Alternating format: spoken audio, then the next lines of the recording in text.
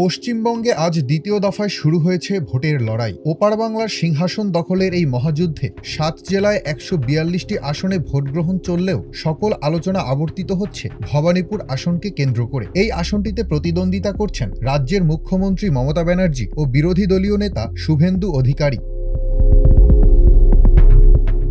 সকাল থেকেই ভবানীপুরের বিভিন্ন বুথ ঘুরে দেখছেন তৃণমূল সভানেত্রী মমতা ব্যানার্জি। ভোটকেন্দ্র দখলসহ নানান অভিযোগ তুলছেন বিজেপি প্রার্থীদের দিকে। অভিযোগ আসছে শুভেন্দুর দিক থেকেও। বিজেপি প্রার্থী ও সমর্থকদের ওপর হামলা, ভোটকেন্দ্রে আসতে বাধা দেয়া সহ নানান অভিযোগ করছেন তিনি।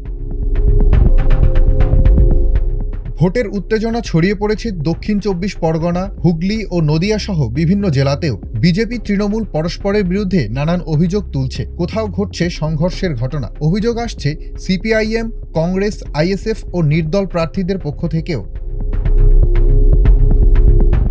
শুধু মমতা ও শুভেন্দু নন, দ্বিতীয় দফার ভোটে লড়ছেন মদন মিত্র, শশী পাজা, ব্রাত্য বসু, চন্দ্রিমা ভট্টাচার্য, নওশাদ সিদ্দিকী, মীনাক্ষী মুখোপাধ্যায়, অর্জুন সিং, ফিরহাদ হাকিম, কুণাল ঘোষ ও তাপস রায়ের মতো রাজনৈতিক মহারথীরা।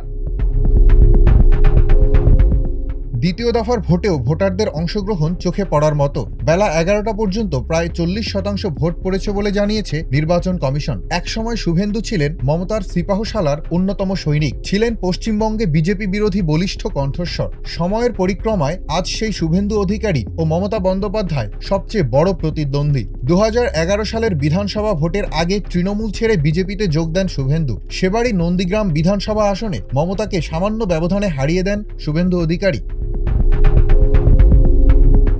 ২৬-এর ভোটে জিতে তৃণমূল কংগ্রেস সরকার গঠন করলেও মমতা যদি আবারও হেরে যান, তাহলে সেটি তাদের দলের জন্য বড়সড় রাজনৈতিক পরাজয়ের ব্যাপার হয়ে দাঁড়াবে। আবার শুভেন্দুও মমতাকে যে কোনো মূল্যে হারিয়ে বঙ্গের রাজনীতিতে নিজেকে প্রমাণ করতে চান। এবারের ভোটে বিজেপি সরকার গঠন করলে শুভেন্দু অধিকারীকে মুখ্যমন্ত্রী করা হতে পারে বলে মনে করছেন রাজনীতি সংশ্লিষ্টরা।